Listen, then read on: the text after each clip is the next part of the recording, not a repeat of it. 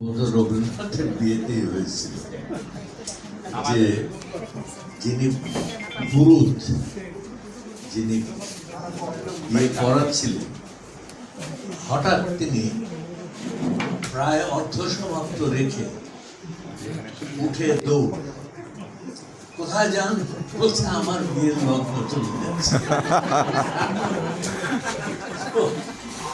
তো আমার অবস্থা হচ্ছে এরকম, আমার আরেকটা বিয়ে আছে এবং সেখানে না গেলে সমূহ ইসের সম্ভাবনা, মানে ক্ষতির সম্ভাবনা, বাস্তব ক্ষতি। তো সুতরাং সেটা খুব গুরুত্বপূর্ণ, কারণ বাস্তব জিনিস খুবই মূল্যবান।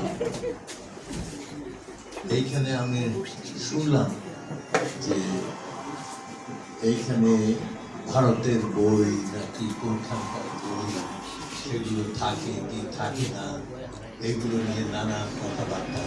আরে বই থাকে কিনা সে কথা কেমন, মানুষের আত্মার যে আলো যেখানে জ্বলছে সেই প্রদীপ আছে কিনা সেই কথা বল। ওটাতে কয় পয়সা লাভ হবে, কয় পয়সা লোকসান হবে, কোন দেশের সঙ্গে আমাদের সম্পর্ক কি, এর সঙ্গে বইয়ের তো কোনো যোগাযোগ, বই এগুলোর উপর।